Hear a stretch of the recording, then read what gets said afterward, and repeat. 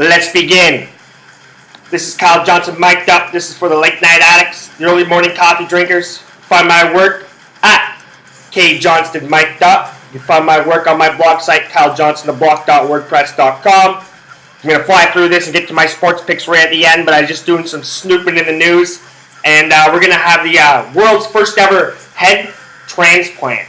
Pretty fucking wild shit, man.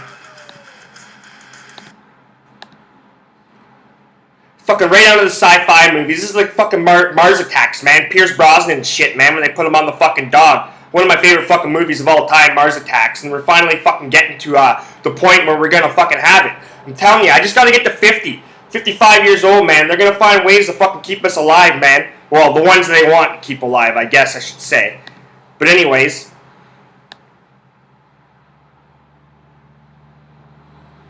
So, Russian man volunteers for the first human head transplant.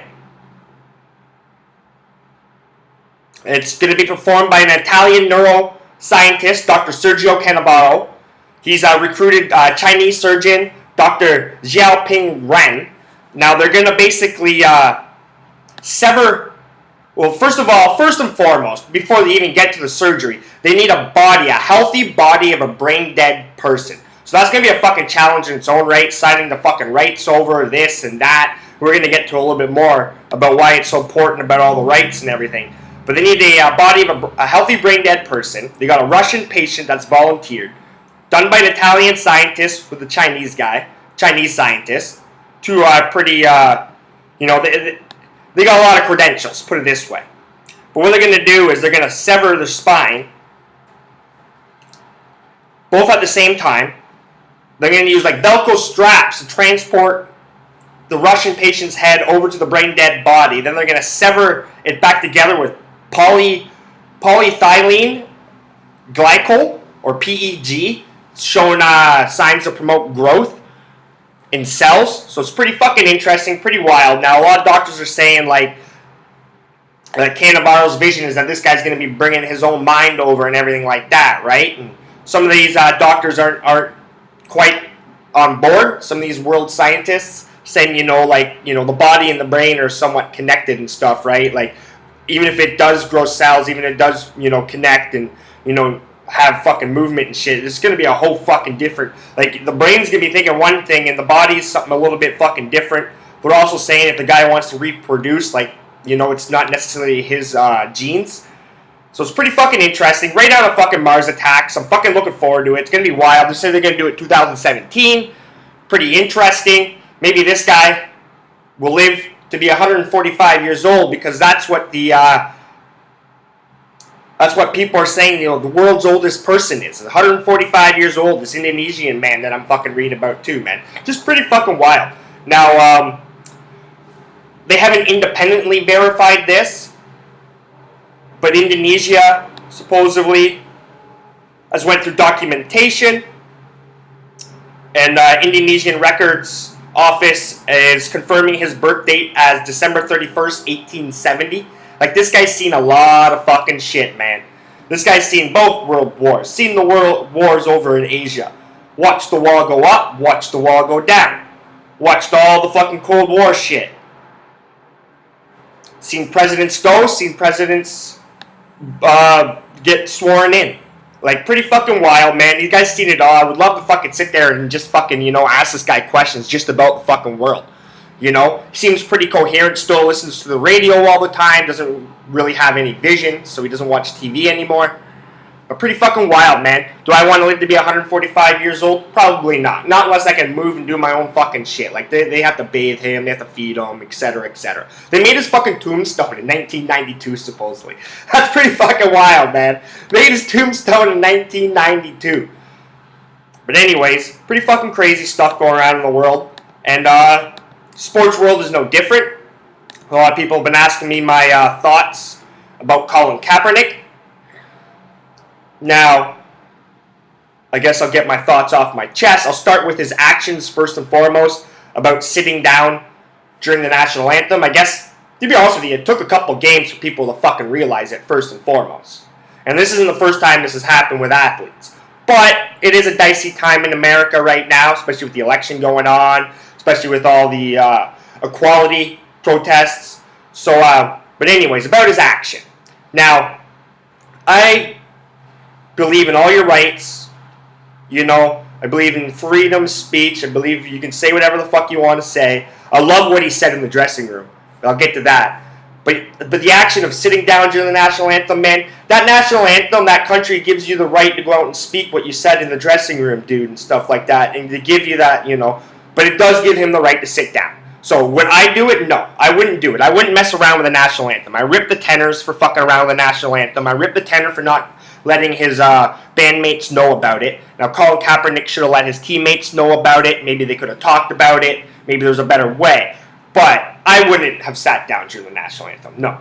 No. But does he have every right? Yes. And do I respect his rights? Hell yeah. Now, about his what he said in the 20-minute interview or so in the dressing room, I'm 100% behind him in everything he said. You know what I mean? That's his platform. That's where he can say something. His image is his platform. I don't necessarily think the national anthem should be really messed with too much. Now, when it comes to the military kind of think they own the national anthem because a lot of these military people are all up in arms and stuff like that. And he's not attacking the military people. Go listen to what he's got to say. But the military people think they own the national anthem. No, they don't own the national anthem, man. The free people of America own the national anthem. Or the free people of Canada own the national anthem. It's what it is. We have our right to be free. But I respect his decision to sit down during it. That's his rights. That's no problem at all. I'm definitely in agreement with what he said afterwards. Now, would I have sat down? No. I would have stood up. That's just what I think the national anthem deserves. I don't want to really dishonor it too much for everybody, that has come and gone. That's kind of what I think about it. I like that. I like how we're seeing athletes finally use their platform in the proper way. I love the way the Carmelo Anthony and some of the basketball players came out during that's their platform, the ESPYs. It wasn't during the national anthem, during Game 7 or whatever and stuff like that. It wasn't even during the national anthem, during the ESPYs if they have one or whatever. It was their platform. They were given those minutes on stage. Great. Love it. Absolutely love it. Big fan of Tommy Smith. Big fan of Juan Carlos. Big Muhammad Ali is one of my fucking favorite. He's a legend. Absolute goddamn legend. So I'm in agreement for people to say what they have to say.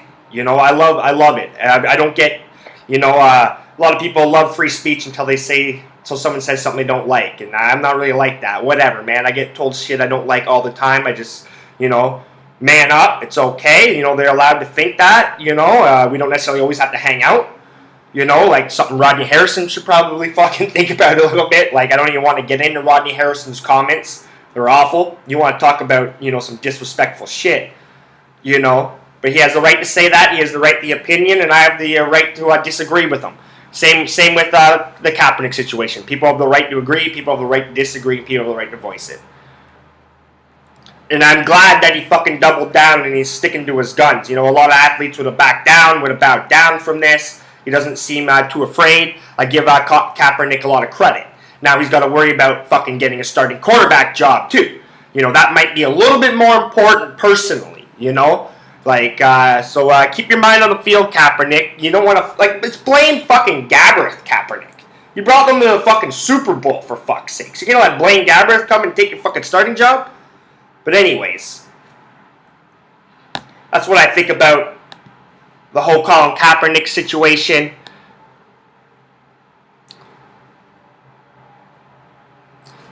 I just started reading an article about Hope Solo. I'm going to get to her tomorrow. I haven't quite finished it. I want to get all my facts in order because Hope Solo's an idiot. What she said about the Swedish team was fucking awful. Completely disrespectful. I always say, though, if you're not a poor loser, you're just a loser. I like the fact that she wants to fucking win. You know what I mean? But keep your fucking mouth shut, man. Keep it to yourself. There comes a time where you kind of got to tip the fucking cap. You can be all pissed off by yourself, but, when the media's on and stuff, say, hey, man, they did a damn good job, and they fucking won. It's all about getting the W. But I'm going to get to Hope Solo. I'm not a big fan of her. I think she's an idiot. She's done a lot of dumb things and gotten away with it, and it's finally catching up to her. And she's an old keeper now, and she's expendable all of a sudden. She's expendable. So what happens to athletes? You start to figure it out. But I'll talk about Hope Solo later. I'm going to jump into my sports picks, try to keep this quick, short, to the point. Got 5 plays on the MLB. In the MLB tonight. 5 plays on the diamond. We had a half-decent night last night. The parlay basically saved our ass with the Cardinals coming back. Come on, fucking Cardinals. I'm pushing you for you to get into that playoff spot. You're the Cardinals, man. Just do what the Cardinals do. But anyways, I got 5 plays for you on the diamond tonight. We're going to start in Baltimore. We got the Toronto Blue Jays taking on the Baltimore Orioles. Jay Happ's on the mound for the Blue Jays. Jimenez on the mound for the Orioles. The Jays are minus 155 road favorites. Total in this game is 10. I love the Toronto Blue Jays in this game. They're fucking hot. Real hot. Orioles are fucking cold. I'm also leaning to the under in this game. I really like the under. You got the under clicked. So I like the under. I like the under 10. And I like the Toronto Blue Jays at minus 155 on the money line. As we continue down. Seattle Mariners, slumping Seattle Mariners. I think they're 3-7 their last 10. They're taking on the Texas Rangers. Cole Hamels on the mound for the Rangers. Canadian James Paxton's on the mound for the Mariners. Rangers are minus 165 on the money line. Total in this game is 9. I like the Texas Rangers at minus 165. And I like the under 9, just like the Jays game. So the Rangers on the money line, minus 155, and the under 9.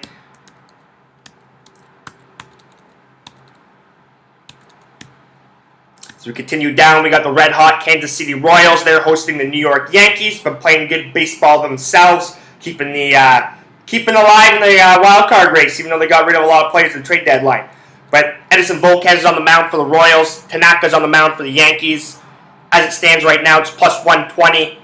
Sorry. Start with the favorite. Yankees are minus 140 favorites. Total in this game is 7.5. I do think it's going to go under, but I don't want to play the 7.5. I'm going to play the Kansas City Royals at plus 120. I think they have a legit shot as home underdogs. And one play that I have not quite clicked on that I'm leaning heavily towards. Tampa Bay Rays. They're in Boston. Odorizzi's on the mound for the Rays. Quite possibly their best pitcher. Pomeranz on the mound for Red Sox. Red Sox are minus 185 favorites. Total in this game is 9. The Rays are sitting at plus 165 dogs. I'm leaning towards the Rays. Heavily leaning towards the Rays. I haven't clicked on them yet. But I'm going to break down a little bit more numbers. And remember, scared money never wins. So we'll break this down a little bit more. Before I move on, I'll just recap those picks. I like the Toronto Blue Jays minus 155 and the under 10. I like the Texas Rangers at minus 165 on the money line and the under 9. I like the Kansas City Royals at plus 120, and I have a heavy lean with the Tampa Bay Rays at plus 165 with Odorizzi on the mound. Take a look at the over in the Diamondbacks-Giants game, but fucking tread water, tread lightly. Remember, you can find my work on Twitter at KJ_TheBlock. Sorry about that. That's fucking awful. That's wrong. Find my work on Twitter, KJ Mic'd Up. And you find my work on my blog site, kylejohnstontheblock.wordpress.com. Check me out on YouTube. Just write my name down. NFL's around the corner. I got some fantasy drafts around the corner. I'll keep you updated on that. And hey, if you're not laying money down the table, you're not winning.